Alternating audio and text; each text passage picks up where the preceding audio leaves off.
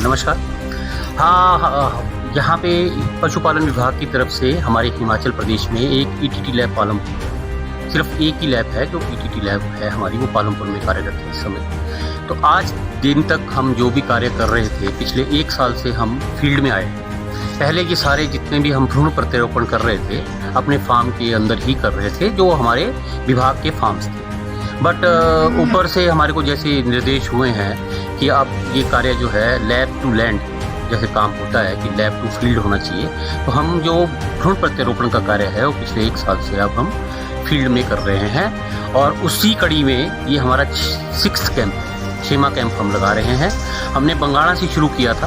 बंगाणा में हमने जो कैंप लगाया था वो पिछले साल लगाया था, और उसमें हमने पहली बार प्रदेश में 9 भ्रूण प्रत्यारोपित किए थे। और इस मौजूदा मतलब कि उसका जो हमें रिजल्ट है आज की डेट में, हमें वहाँ पे एक साहिवाल का बुल जो है वो मौजूदा वहाँ पे रेडी है, तैयार है, जो हमने भ्रूण प्रत्यारोपित करके पहली बार फील्ड में जो पैदा हुआ। उसके बाद हमने बनूरी में उसके बाद अगला कैंप लगाया। और बनूरी में, क्योंकि बनूरी हमारे एडजेसेंट है बिल्कुल हमारी लेबोरेटरी के 2-3 किलोमीटर के दायरे में ही है, तो वहाँ जो हमने भ्रूण प्रत्यारोपण किया वहाँ पे हमने 11 एम्ब्रियो डाले थे वहाँ पे, और 11 में से हमें 3 वहाँ पे पॉजिटिव रिजल्ट आया। All over world all over India जो हम देखते हैं, जो हम भ्रूण प्रत्यारोपण करते हैं, अगर वो हमारे क्रायो प्रिजर्व्ड होंगे तो उनका जो हमारे को कंसेप्शन परसेंटेज मिलता है वो 10 से 15%, मैक्सिमम 20% के आसपास मिल जाता है। जबकि अगर हम फ्रेश डालें, वहीं पे उसी दिन हम डोनर से एम्ब्रियो इकट्ठा करें, और डोनर से एम्ब्रियो इकट्ठा करके अगर हम फील्ड में उसी दिन डालें, कोशिश हमारी ये है कि अगली बार से हम एम्ब्रियो जो है वो फ्रेश डालने की कोशिश करेंगे। बट उसका एक दायरा है कि 4 घंटे के अंदर अंदर वो प्रत्यारोपित हो जाना चाहिए।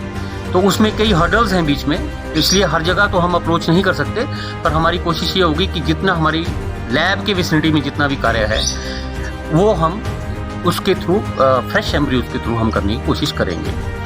तो प्रोसीजर इसका यही है कि सबसे पहले हम किसी भी एरिया में जाते हैं तो उस एरिया में हम सबसे पहले एनिमल्स की सिलेक्शन करते हैं। तो अगर एनिमल वो साइक्लिक होना चाहिए, उसका खान पान रख रखाव ठीक रहना चाहिए, अगर वो हमारा एक प्रोटोकॉल है उसमें फिटमेंट टेबल में अगर वो फिट हो जाता है, तो हम उसको फिर अगले प्रोसीजर के लिए हम सिलेक्ट कर लेते हैं। तो उस प्रोसीजर में हम एक ही गाय से एक समय में आप एक ही बच्चा लेंगे, पर भ्रूण प्रत्यारोपण में उसी गाय के एक ही समय में आप 10, 12, 15 बच्चे एक साथ आपको मिल सकते हैं एक ही जगह। कहने का तात्पर्य ये है कि अगर आपने एआई करवाई, आपने एक टीका लगवाया अपनी गाय को, और वो उससे एक ही बच्चा आएगा।